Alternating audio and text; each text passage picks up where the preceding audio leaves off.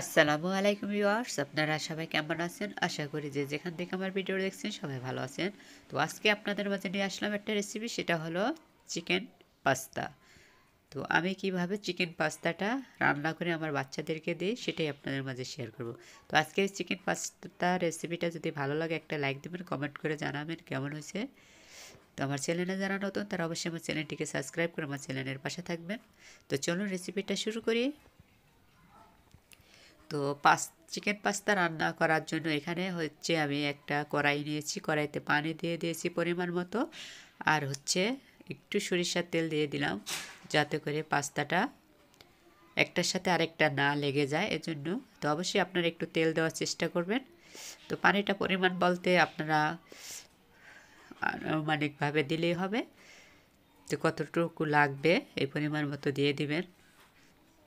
তো পাস্তাটা বলক চলে আসছে দেখুন।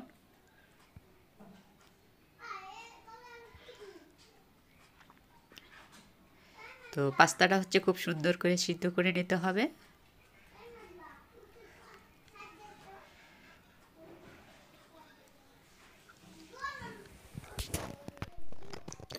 তো এই যে দেখুন পাস্তাটা কিন্তু সিদ্ধ হয়ে গেছে।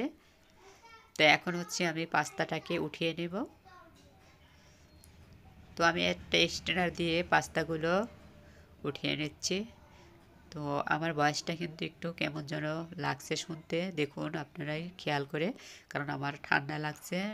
তো নাকে যদি কথা বাজে তো কোনো কিছু কিন্তু ভালো লাগে না, খেতেও ভালো লাগে না, আর কি কথাগুলো খুব সুন্দর হয় না। তো এই যে দেখুন আমি পাস্তা রান্না করার জন্য এখানে নিয়েছি যে পেঁয়াজ কুচি করে নিয়েছি একটা, আর হচ্ছে পাতা খুলে করে নিয়েছি, আর নিয়েছি পেঁয়াজ পাতা গাজর, আর এখানে নিয়েছি আমি চিকেনটাকে আদা রসুনের পেস্ট দিয়ে একটু লবণ দিয়ে সিদ্ধ করে নিয়েছি প্রথমে।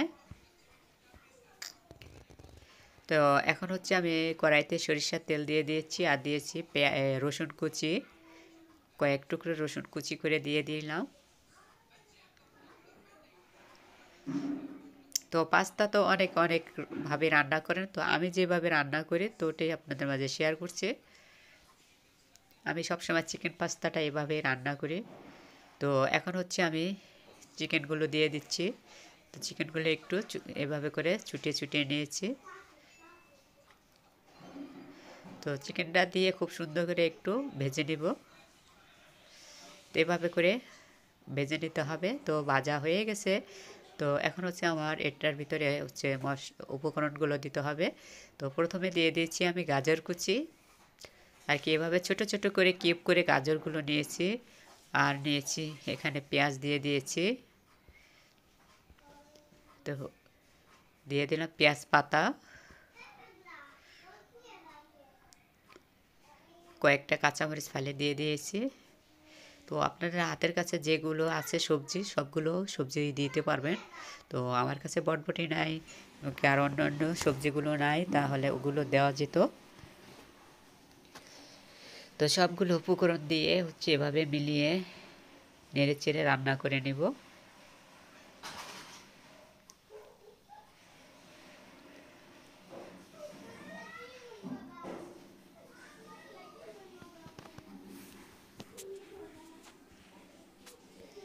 তো দেখুন এই যে এই পর্যায়ে এসে আমি দিয়ে দিচ্ছি সয়া সস, আর দিয়ে দিচ্ছি টমেটো সস।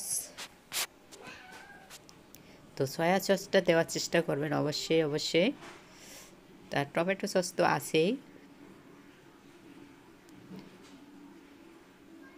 তো এগুলো দিয়ে খুব সুন্দর করে মিক্স করে নিতে হবে। তো এখন দিয়ে দিয়েছি আমি গোলমরিচের গুঁড়া।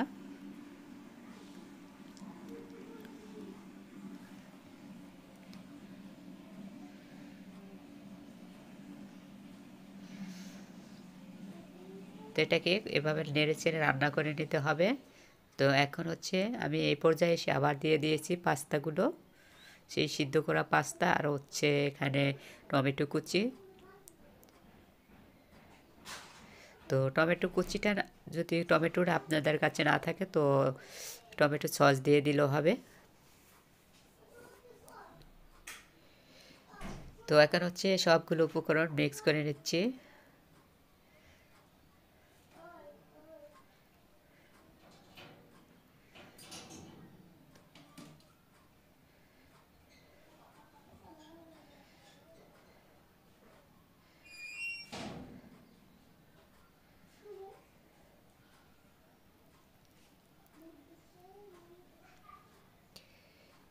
তো এভাবে নেড়ে চেড়ে নিতে হবে, তা না হলে কিন্তু একটু তলানিতে লেগে যেতে চায় আর কি। এখানে তো সস দেওয়া, আর এই জন্য।